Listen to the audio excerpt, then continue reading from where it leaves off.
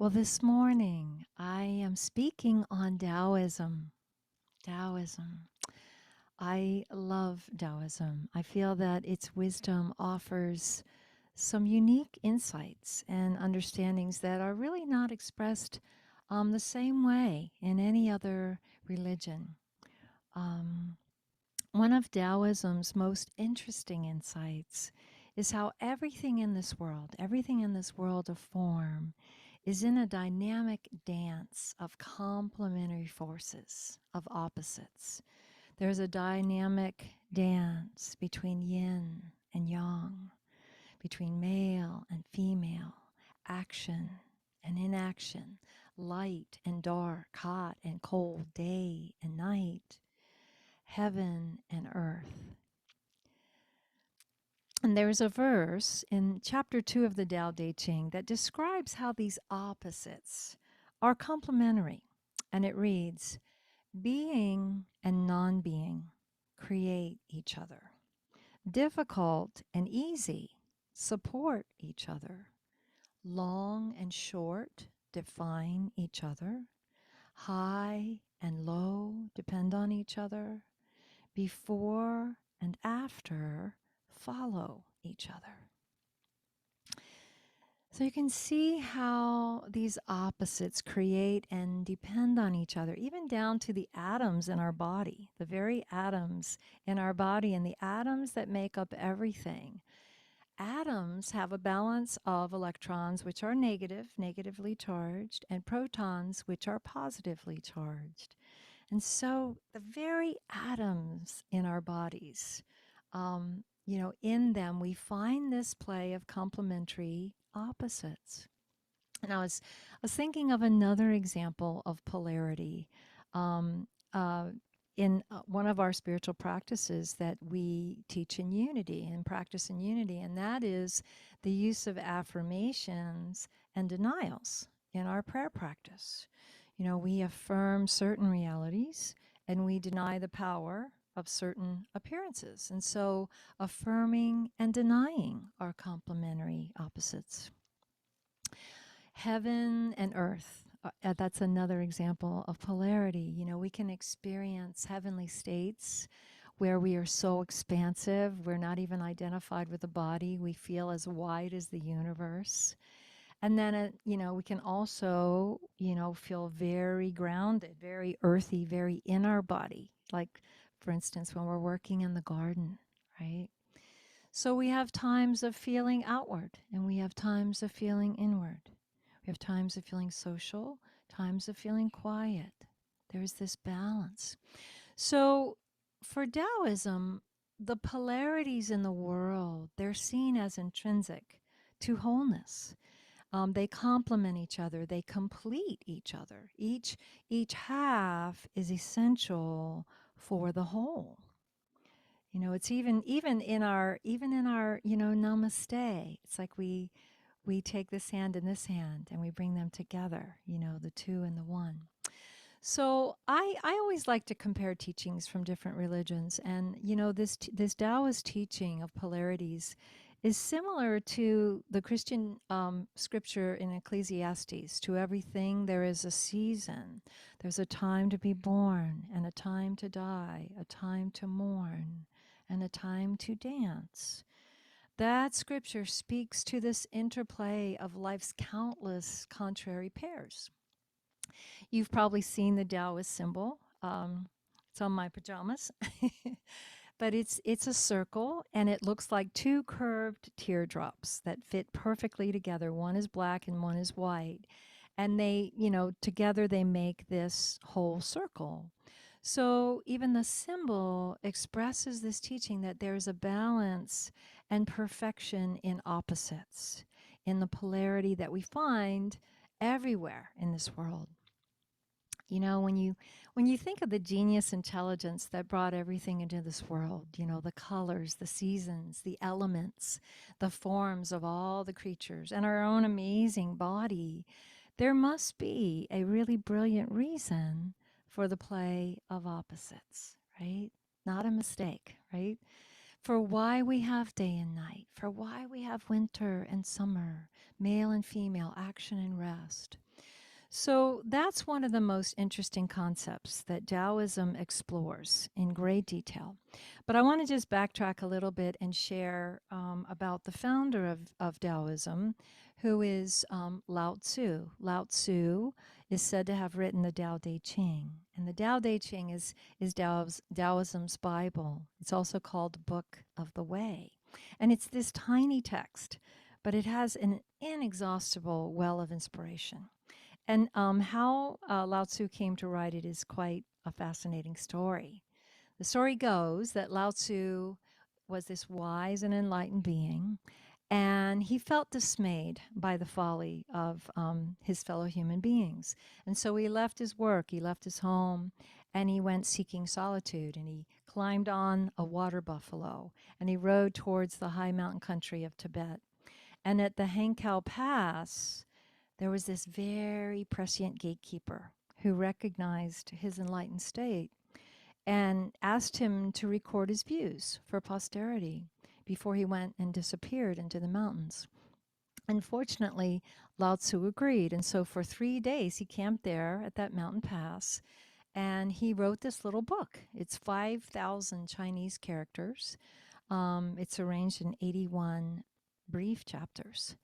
And interestingly, the Tao Te Ching, this tiny little book, it's been translated more times and into more languages than any book in history except the Bible, which is fascinating. Houston Smith, who wrote on many religions, that he wrote that it can be read in a half an hour or a lifetime. And I recommend a lifetime because it is so rich. And in particular, I recommend Stephen Mitchell's interpretation of it. So there's so much in Taoism. There's so much in the Tao Te Ching that today in this one talk I can only scratch the surface. So I just chose what I think are some of the most rich and meaningful teachings. So I want to begin with how Lao Tzu describes the creation story, how life came into being. In the first chapter, it reads, "The Tao that can be told is not the eternal Tao. The name that can be named is not the eternal name. The unnameable is the eternally real. Naming is the origin of all particular things." So what is being said here? It's actually so similar to Genesis. In the beginning was the Word. In the beginning was the Word. Our source or God has no beginning because it is infinite. It is the formless infinite.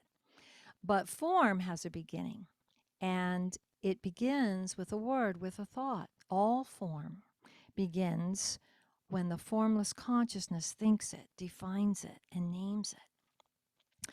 So even though, that first chapter in the Tao Te Ching says that the Tao cannot be named, it goes on to describe the Tao. And in chapter 25, it tries to describe this unnameable source. And it reads, "There was something formless and perfect before the universe was born. It is serene, empty, solitary, unchanging, infinite, eternally present.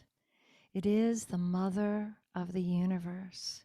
For lack of a better name, I call it the Tao." Mm, that just takes me right into that formless, unnameable, even though we give it names. But I love that chapter because for me, I've always felt most akin to the name of source or God as the mother of all that is, and not as the mother in as far as being female or a particular sex, but as the birther of all things, of all worlds, of all that's formed. So it continues to describe this mother of the universe in chapter 34. "The great Tao flows everywhere. All things are born from it, yet it doesn't create them. It pours itself into its work, yet it makes no claim. It nourishes infinite worlds, yet it doesn't hold on to them. Since it is merged with all things and hidden in their hearts, it can be called humble. And since all things vanish into it, and it alone endures, it can be called great. It isn't aware of its greatness. Thus, it is truly great. Hmm. You know, in unity, we conceive of God as both immanent, immanent as within us, and transcendent as everywhere present and also beyond all that we can see. So Taoism is describing it the same way. It's describing the same thing. It describes God as merged with all things and hidden in their hearts. So it can be called humble. It reminds me of the teaching from Jesus when he said again and again and again that the kingdom of heaven is within. He could just as easily say, the kingdom of heaven is hidden in your heart. You know, God is hidden in your heart. The source of all that is hidden in your heart. The mother of all things is merged with us, hidden in our hearts. I love to contemplate that, you know, that the creator's hidden right here in my heart and in your heart. That we are that you are that, right? That we are so much more than we most of the time realize. It reminds me of a line in a Hafiz poem that reads, I wish I could show you when you're lonely or in darkness the astonishing light of your own being. The astonishing light, the light of a million suns right there in your own heart. Hmm. Hmm. So the Tao Te Ching explains how we are inseparable from Mother, Father, God. And then it goes on to explain in chapter 16, I'm hopping around here, but it explains how to live in simple terms, in practical terms.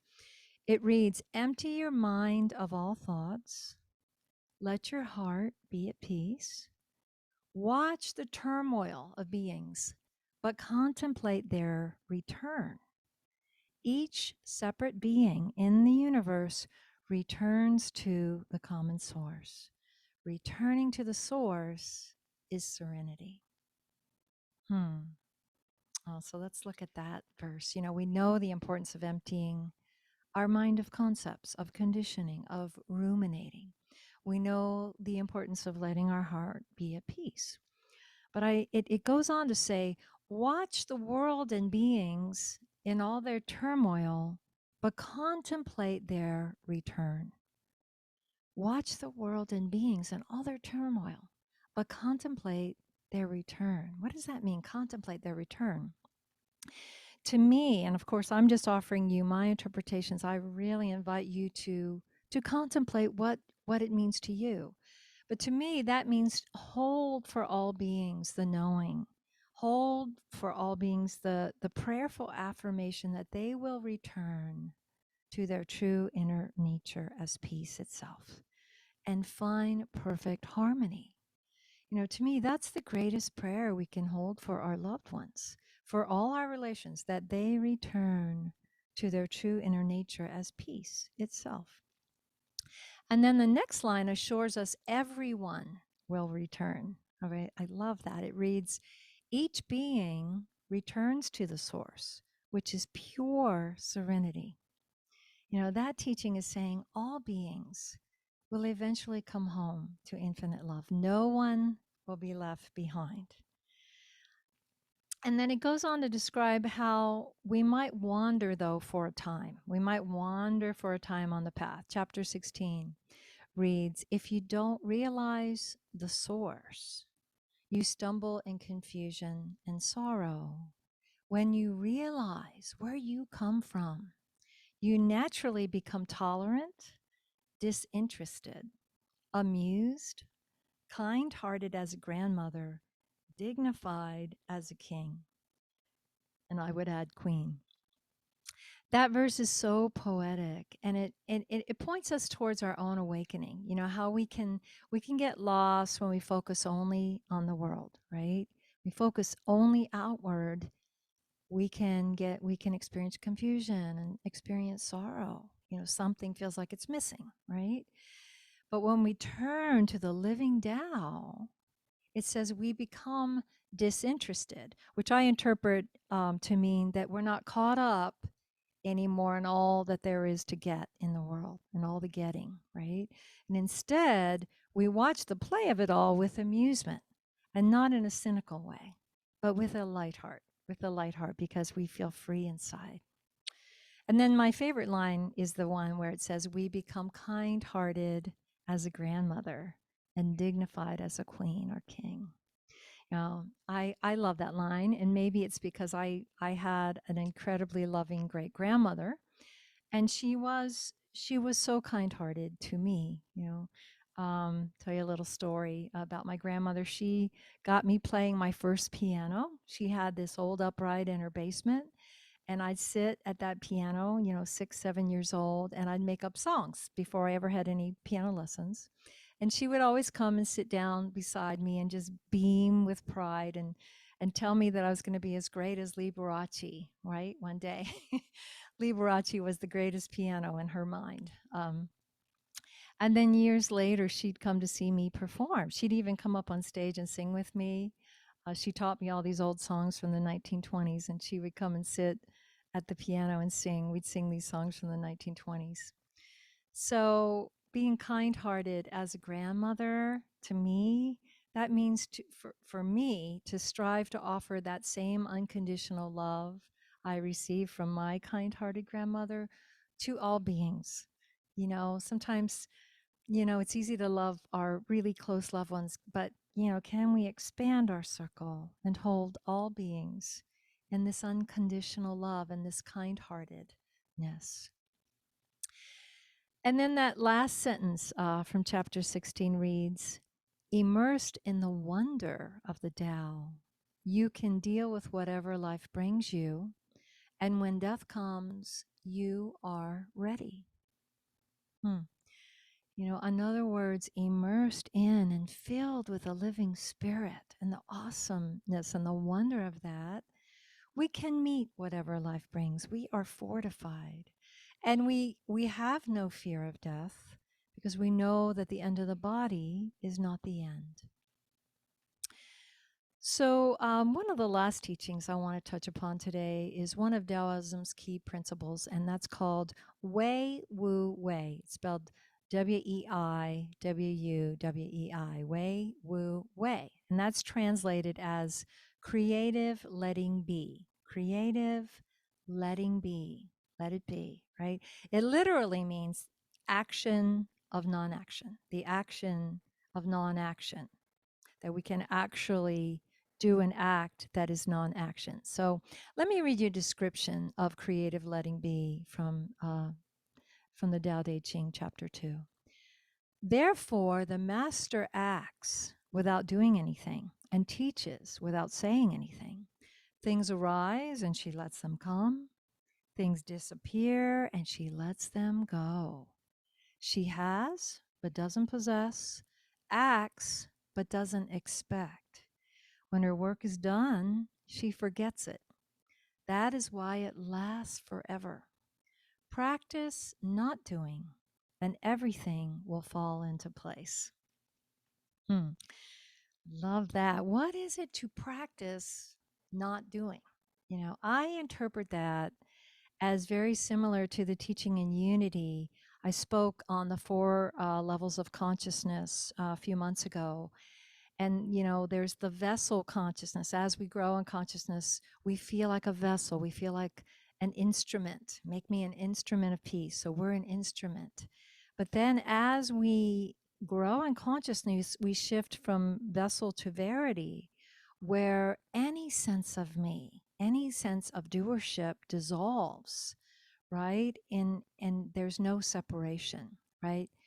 So we are merged with higher consciousness. And, again, I'm offering you my interpretations, and I encourage you to find yours. But I interpret that chapter as saying life or spirit or the Tao lives her. So she's in the flow with life, like a leaf floating on the stream.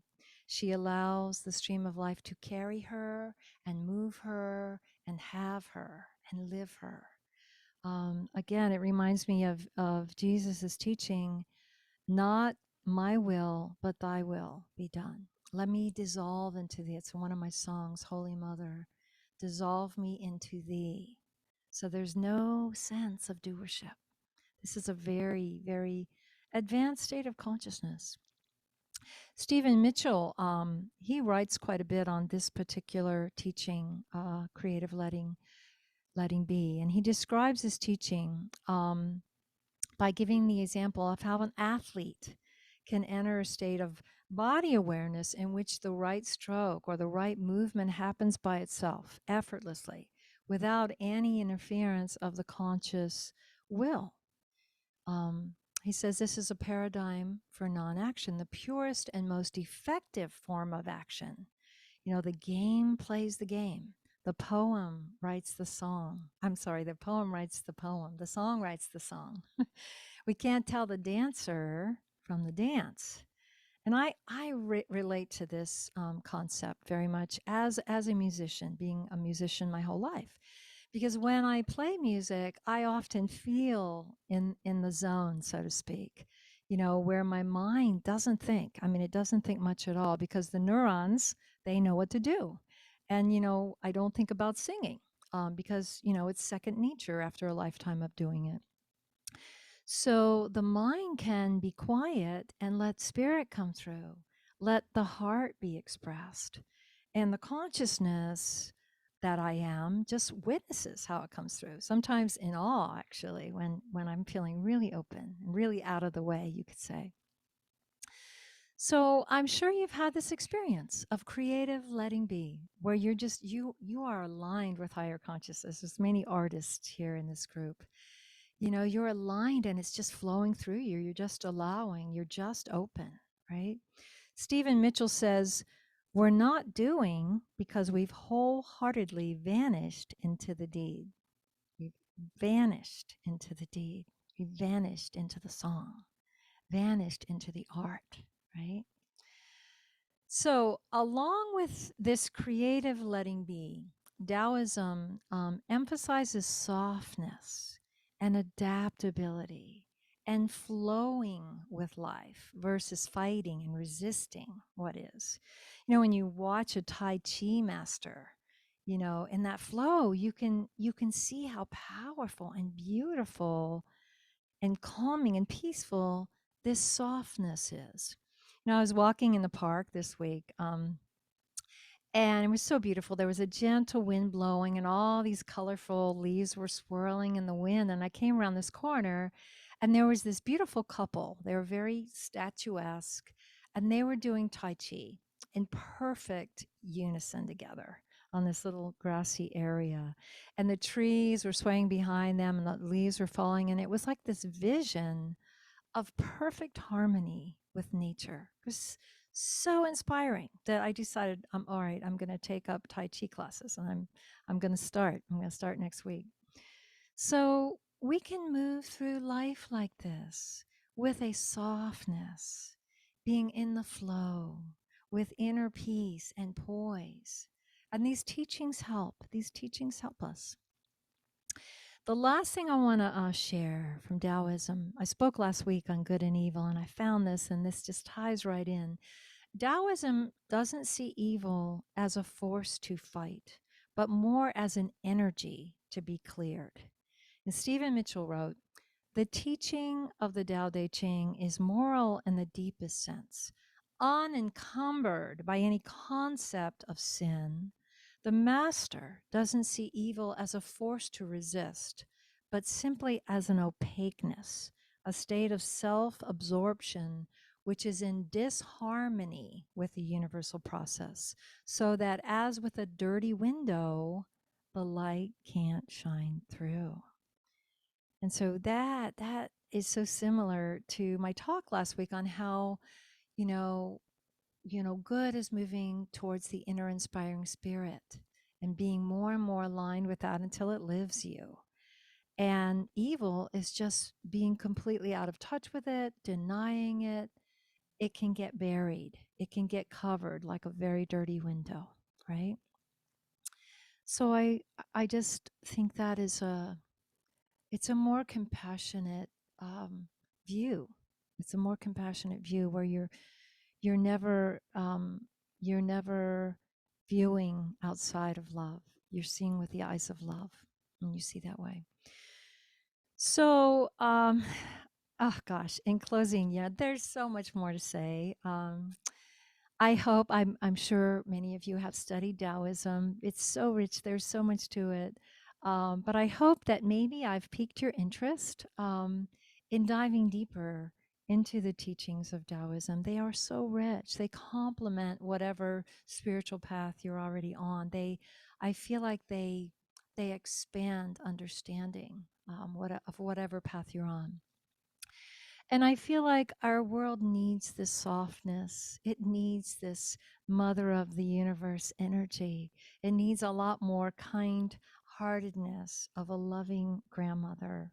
It needs all of us to learn to flow with life with more ease and more grace. So may you contemplate these things, and may they bring fresh insights and greater wisdom and peace. Thank you. Blessings.